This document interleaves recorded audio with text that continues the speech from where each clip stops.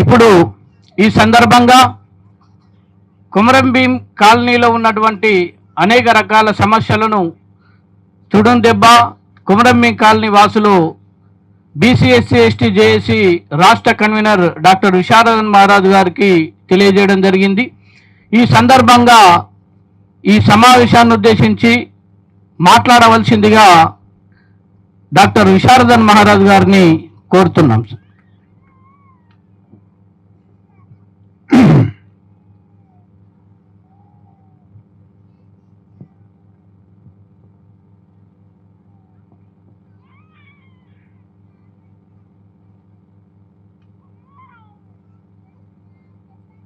ఈ ఆదివాసీ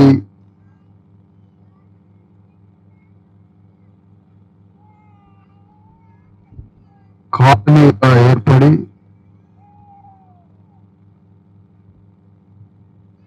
ఇక్కడ భూ పోరాటం చేస్తూ మాకొక శాశ్వత గృహ సదుపాయం కావాలని పోరాటం చేస్తున్న ఈ ఆదివాసీ తుడుందెబ్బ రాష్ట్ర అధ్యక్షుడు గోడం గణేష్ గారికి, సభాధ్యక్షులు మనోజ్ గారికి, మహిళా నాయకురాలు రేణుకాబాయి గారికి, ఇంకొంతమంది మహిళా నాయకులకు, జేఏసీ నాయకులు గణేష్ లక్ష్మణ్ గారులకు, గద్దల శంకర్ గారికి, ఈ పోరాటంలో పాల్గొంటున్న ప్రతి తల్లికి, ప్రతి అన్నకి, ప్రతి తండ్రికి, చిన్నపిల్లలైనా కూడా జెండా పట్టుకొని పోరాటంలో మిళితమవుతున్న మొత్తం ఆదివాసీ కుటుంబాలకి మీ పోరాటాన్ని చూసి, మీ ధైర్యాన్ని చూసి, మీ యుద్ధాన్ని చూసి మీ అందరికీ రెండు చేతులతో ప్రార్థిస్తున్నాం. మీ అందరికీ అమ్మా, నేను మాట్లాడే మాటలు చాలా జాగ్రత్తగా వినాలి. అసలు ఈ దేశానికి మనం ఏమవుతాం అమ్మా? ఈ దేశంలో మనం సభ్యులం కాదా? ఈ దేశంలో మనం పౌరులం కాదా? ఈ దేశంలో మనం మనుషులం కాదా?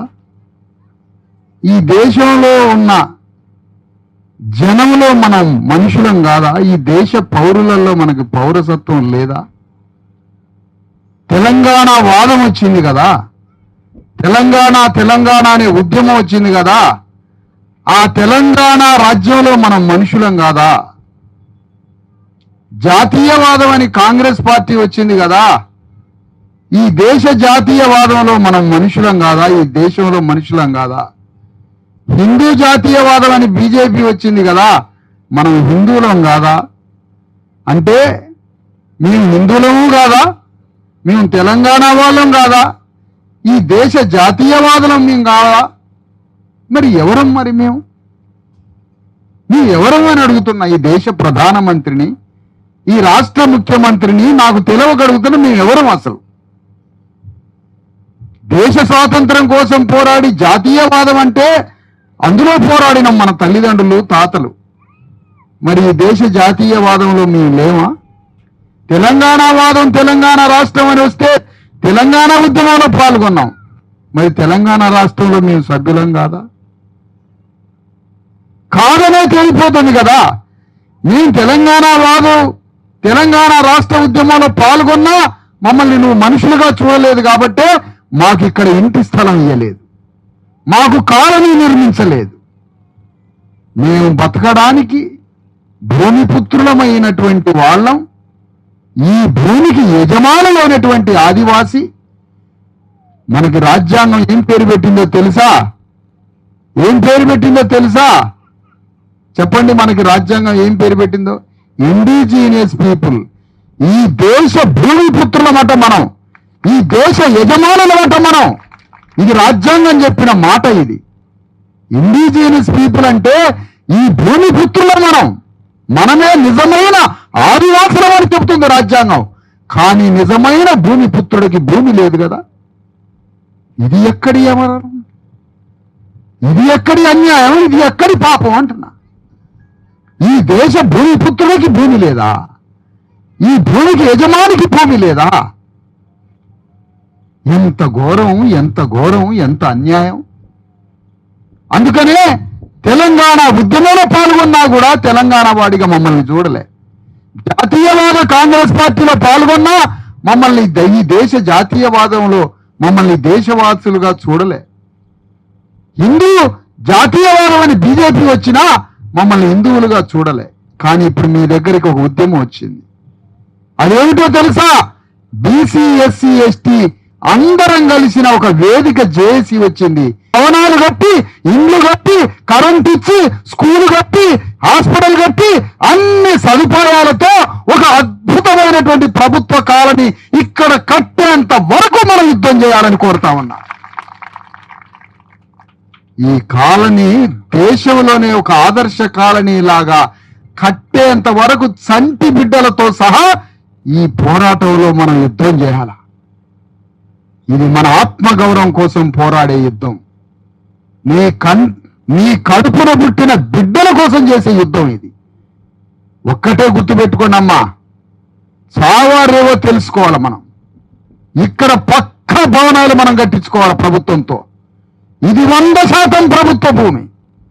దొంగలు, గజ దొంగలు ఈ భూమిలోకి జొరబడి ఇది రియల్ ఎస్టేట్ గా మార్చి, ఈ రియల్ ఎస్టేట్ లో ప్రభుత్వాధికారులను భాగస్వాములు చేసి, ఈ రియల్ ఎస్టేట్ లో పాలక వర్గాలని, రాజకీయ నాయకులను భాగస్వాములు చేసి, రాజకీయ నాయకులు, పాలక వర్గమైనటువంటి ప్రభుత్వ అధికారులు, రియల్ ఎస్టేట్ వ్యాపారులు, మన జాతుల్లో ఉండే కొంతమంది బ్రోకర్లు 4 ముఠాలు ఒక్కటై ఈ స్థలం మొత్తం మనకి రాకుండా చేస్తున్న కుట్రదారులుగా చేస్తున్నారంతా.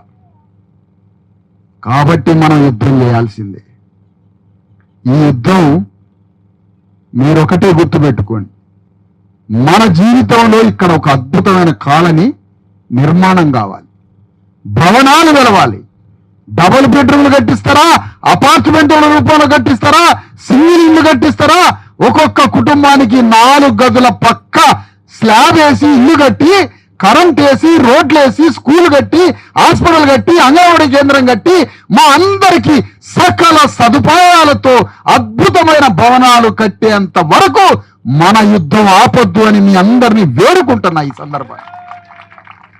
అమ్మా, ఇది నేను మిగతా రాజకీయ పార్టీల నాయకుల లాంటి మాటలు కాదమ్మా. నేను కూడా ఒక ఈ దేశ భూమిపుత్రుని, నేను కూడా ఒక ఇండిజినస్ పీపుల్ని, నేను కూడా ఈ భూమిపుత్రుని, రాజ్యాంగం నిర్వచించిన ఇండిజినస్ ఈ ఆదివాసీ బిడ్డని నేను కూడా. మనం పోరాడాలి. ఎవరి కోసం? నీ కడుపున పుట్టిన బిడ్డల కోసం పోరాడాలి. ఇవాళ మళ్ళా చెప్తున్నామ్మా, గోడం గణేష్ ఒక్కడు కాదు, అతనితో నా మరణం వరకు యుద్ధం చేస్తాయి. దీనికోసం చేయాల్సిందే యుద్ధం. ఎందుకమ్మా ఇంకా జీవితం? ఈ సాధించకపోతే ఎందుకు మన పోరాటం? ఈ మాత్రం సాధించకపోతే దేనికి అంటున్నా. ఒక భూమిపుత్రుడికి ఇంటి జాగి కదా ఈ రాజ్యం. ఒక రేవంత్ రెడ్డి, అసంఖ్యాక సూపర్ పవర్స్ ఉన్నాయి రేవంత్ రెడ్డికి. ఒకే ఒక్క సంతకంతో 100 కోట్ల రూపాయలు పెట్టి భవనాలు కట్టేయచ్చు మనకి. ఒక్క సంతకంతో రేవంత్ రెడ్డి ఎందుకు చేయట్లేదు ఈ పని? 2 నిమిషాల్లో కలెక్టర్ని పిలిపించి, 2 నిమిషాల్లో ల్యాండ్ రెవెన్యూ ప్రిన్సిపల్ సెక్రటరీని పిలిపించి, 2 నిమిషాల్లో ఈ ల్యాండ్ పంచాయతీ క్లియర్ చేసి 100 కోట్ల రూపాయలతో మనందరి ఆదివాసీ బిడ్డలకు ఒక కాలనీ కట్టొచ్చు. హాస్పిటల్, రోడ్లు, కరెంటు, వైద్యం, అంగన్వాడీ కేంద్రం, మనందరికీ కమ్యూనిటీ భవనం. ఇదే కొమరం భీం పేరుతో 100 కోట్ల రూపాయలతో ఒకే సంతకంతో మనందరికీ భవనాలు కట్టొచ్చు. 6 నెలలలో ఇండ్లు కంప్లీట్ అయిపోతాయి. దేవుడు అవుతాడు గారు రేవంత్ రెడ్డి. కానీ ఎందుకు పని చేయట్లేదు ఈ పని? ఎందుకు మనసప్పట్లేదు మీకు? ఎందుకు ఈ మనసప్పట్లేదు మీకు? అంటే మీరు రియల్ ఎస్టేట్ వాళ్ళ వైపా, పాలక వర్గాల వైపా, భూ కామాంధుల వైపా, భూ కబ్జాదారుల వైపా, భూస్వాముల వైపా, ఎవడి వైపు? కూలీ నాలి చేసి రెక్కలు ముక్కలు చేసుకొని రక్తం మరిగించి కండలు కరిగించి రోజు 400, 300 కూలీ డబ్బులు తీసుకొని వచ్చి ఇంత గుడిసేసుకోవడానికి ఈ భూమి మీద అవకాశం లేదా అమ్మా? ఏం పాపం చేసామమ్మా మేము? ఏం అన్యాయం అమ్మా ఇది? ఇది దేశమా, వల్లకాడా, శ్మశానమా? ఇంతకన్నా ఘోరం ఉంటుందా? ఒకవైపు ఆకాశార్మయాలు, పెద్ద పెద్ద భవనాలు కట్టుకుంటున్న ఈ దేశంలో ఒక్క చిన్న 2 గదుల ఇల్లు గవర్నమెంట్ కట్టియదా? మా డబ్బులు పెట్టేది కదా, మా పైసలతో రాజ్యం నడిచేది, మా పైసలతోటేగా, మన పైసలతోటే. మనం తాగి పారేసిన డబ్బులతో రేవంత్ రెడ్డి ప్రభుత్వం నడుస్తుంది. తాగి తూ అని పారేస్తే ఆ పైసలతో ఈ రాజ్యాలు నడుస్తున్నాయి. 100 రూపాయలు కోటర్ తాగితే 50 రూపాయలు గవర్నమెంట్కి పోతున్నాయి. అందులో నేను అడుగుతున్నమ్మా, మన చంటి బిడ్డల్ని కడుపులో పెట్టుకొని, చంటి బిడ్డల్ని సంకనేసుకొని, గర్భిణీ స్త్రీలతో సహా ఈ ఆదిలాబాద్ జిల్లా కలెక్టరేట్ కార్యాలయం ముందు కూర్చొని ఆమరణ నిరాహార దీక్షలు చేసి గోడం గణేష్, నేను, ఉద్యమ నాయకులు అందరం ముక్త కంఠంతో కలెక్టర్ దిగొచ్చి మనకి ఇండ్ల పట్టాలు ఇచ్చి, కరెంట్ ఒకటే కాదు, కరెంటు దానంతనే వస్తుంది, కరెంటు, ఇండ్ల పట్టాలు, గృహ సముదాయం, ఇల్లు కట్టేంత వరకు మన యుద్ధం ఆపొద్దమ్మా. ఇది ఆత్మగౌరవ పోరాటం. అమ్మా, నాకు ఈడ వీలున్నంత వరకు ఈ జిల్లాలో ఉన్నంతకాలం నాకు కూడా గుడిసె వేయండి. నేను వచ్చి ఇక్కడ ఈ గుడిసెలో 4 రోజులకు ఒకసారి వచ్చి ఉంటా. ఈ గుడిసెలో ఉంటామ్మా. నేను మీతోటి ఉండి నేను పోరాడతా. ఇది మన ఆత్మగౌరవ యుద్ధం. ఇది వదిలిపెట్టొద్దు ఈ పోరాటం. నువ్వు ఒక 4 గదుల ఇల్లు కట్టిస్తే 2 ప్రయోజనాలు నీ బిడ్డకి. ఏంటో తెలుసా? నువ్వు మరణించినా నా తల్లి యుద్ధం చేసి, నా తండ్రి పోరాడి, నా అన్న యుద్ధం చేసి, ప్రభుత్వం మీద నా అన్న నా తల్లి యుద్ధం చేసి నాకు 4 గదుల ఇల్లు కట్టించింది నా తల్లి, నా యుద్ధంలో పోరాడింది నా తల్లి అని బిడ్డ చెప్పుకుంటుంది రేపు భవిష్యత్ తరాలకి. ఆ పోరాటం వారసత్వం ఇచ్చింది దాని వైపు. ఏంటి నీకు ఈ 4 గదుల ఇల్లు ఎట్లొచ్చిందని రేపు 20 ఏళ్ల తర్వాత ఆ బిడ్డను అడిగితే, నా తల్లి యుద్ధం చేసి, నా అన్న యుద్ధం చేసి, నా గోడం గణేష్ అనే వీరుడు, నా మనోజ్ అనే వీరుడు, నా రేణుక అనే వీరురాలు, వీర వనిత యుద్ధం చేసి సమ్మక్క సారలక్కలాగా పోరాడి ఇక ఈ 4 గదుల ఇల్లు కట్టించిపోయినరు. అందుకని నేను చల్లగా ఈ 4 గదుల బతుకుతున్నా అని 40 ఏళ్ల తర్వాత నీ బిడ్డ చెప్పుకోవాలి. 4 గదులు ఇల్లే కాదు, ఆ బిడ్డకు నువ్వేమిచ్చినావో తెలుసా? 4 గదుల ఇల్లు ఒక్కటే ఇయ్యలే, పోరాటం అనే వారసత్వం ఇచ్చినావు. మళ్ళా ఆ బిడ్డ పోరాటం చేస్తుంది దేశం మీద. 2 ఇస్తున్నావు, నువ్వు పోరాటం ఇస్తున్నావు, 4 గదులు ఇస్తున్నావు. అందుకని రెడ్డి భవనం కట్టుకోవడానికి అవకాశం ఇచ్చినావు కదా. రేపు వెలమోళ్ళకి భవనం కట్టడానికి కూడా సౌండ్ సెట్ చేయాలి బాబు. నా సౌండ్ ఎట్లా వస్తుందో కూడా చూసుకోవాలా. వెలమ భవనం కట్టడానికి కూడా రేపు అవకాశం ఇస్తావు. అంటే వెలమ దొరలకి భవనం కట్టిస్తావు, రెడ్డి దొరలకి భవనం కట్టిస్తావు. కానీ తిండి లేని, ఒంటి మీద బట్ట లేని, కడుపుల పేగులు లేని, వైద్యం లేని, చదువు లేని, ఎండిన ఎముకలతో ఈ దేశ సంపదలో, శ్రామికలో భాగస్వామైనటువంటి, ఒంటి మీద సౌరు, నెత్తి మీద సౌరు లేని, బట్ట లేని ఈ ఆదివాసీ ముఖాలకి ఇంత స్థలం ఇయ్యకపోయా ఈ రాజ్యం. ఎంత బడ్డు బైరాగి రాజ్యం. ప్రధానమంత్రి నరేంద్ర మోడీకి ఈ విషయం తెలియదా? తెలుసు. ముఖ్యమంత్రి తెలియదా? తెలుసు. అందుకనే మన పోరాటం కలెక్టర్ మీద పెట్టాలి, కలెక్టర్ మీద గొంతు మీద పెట్టాలా. మన యుద్ధం మొదలు పెట్టాల్సిందే. దానికోసం ప్రణాళిక రచిద్దాం, వ్యూహం రచిద్దాం. గోటం గణేష్ ఒంటరి వాడు కాదు, ఆయన తరఫున 1,00,000 మంది సైన్యం అంటుంటది, రాష్ట్ర వ్యాప్తంగా సైన్యం ఆయన అంటుంటది. ఒక న్యాయమైన డిమాండ్. ఆనాడు కొమరం భీము బాణాలు తీసుకొని, తుపాకులు తీసుకొని యుద్ధం చేసిండు. ఈనాడు మన యుద్ధం ఏ బాణాలు వద్దు, ఈ రాజ్యాంగంతో యుద్ధం చేద్దాం. ఇదే మన ఆయుధం, ఇదే మన ఆయుధం. ఈ రాజ్యాంగంతో యుద్ధం చేద్దాం. ఇది శాంతి సామరస్యాల ప్రజాస్వామ్యం కోసం పోరాడే ఆయుధం ఇచ్చిండు డాక్టర్ అంబేద్కర్. నేను ఈ సందర్భంగా ఒక మాట చెప్తున్నానమ్మా. ఈ మధ్య ఒక సినిమా వచ్చింది, కొమరం భీమ్ అని. ఆ కొమరం భీము మీద సినిమా వచ్చి, ఆ కొమరం భీములో జూనియర్ ఎన్టీఆర్ పాల్గొని మన పేదల భూముల గురించి, మన పేదల భూముల హక్కుల గురించి, కొమరం భీము పాత్ర గురించి ఆ సినిమా తీసి 2,000 కోట్ల రూపాయలు మన పేదల దగ్గర కొల్లగొట్టిపోయారు ఆ సినిమా వాడు. నేనేమంటానంటే, ఈ భూ పోరాటంలో జూనియర్ ఎన్టీఆర్ రావాలని కోరుతా ఉన్నా ఈ వేదిక మీద నుంచి. నువ్వు నిజంగా హీరోవా? నువ్వు నిజంగా హీరో అయితే, బొమ్మ హీరోవా? బట్ట మీద ఆ గుడ్డ మీద కనిపించే బొమ్మ హీరో అయితే నువ్వు బొమ్మ హీరో అని ప్రకటించు, లేదా నిజంగా హీరో అయితే ఈ ఆదివాసీల యుద్ధంలో నువ్వు వచ్చి పాల్గొను అని కోరుతా ఉన్నా.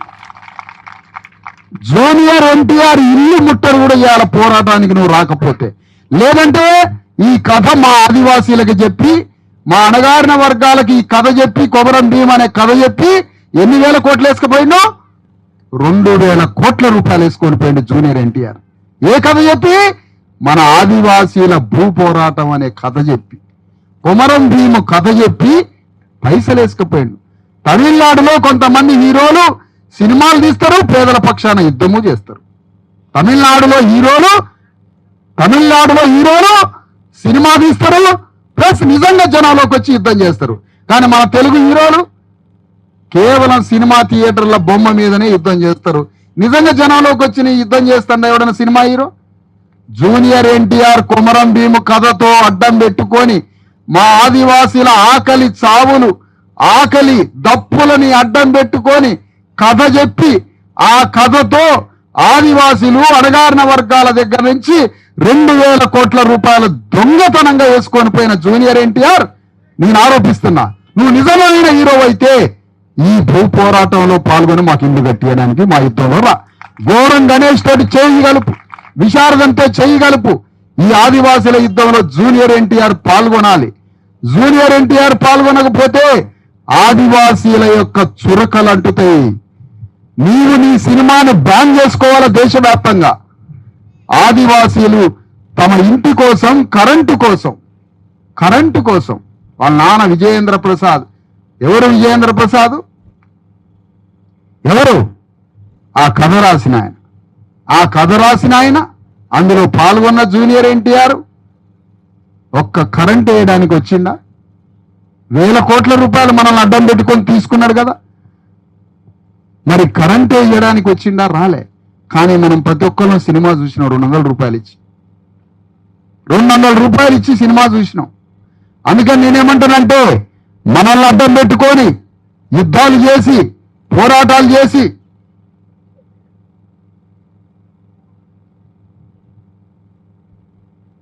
మనం చేసిన ఈ పోరాటంతో రేపు భవిష్యత్ తరాలకి ఇక్కడ కాలనీ తయారు కావాలి.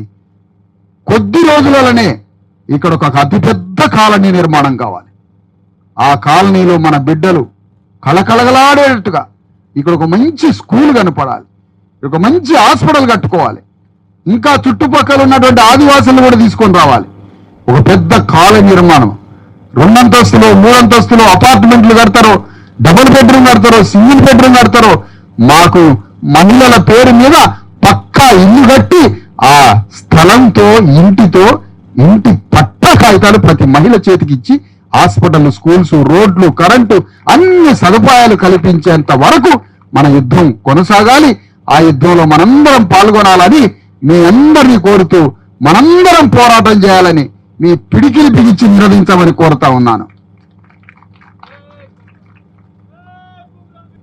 ఒక మాట మనం ఒక నినాదం ఇద్దాం, సాధిద్దాం ఇంటి స్థలాలను,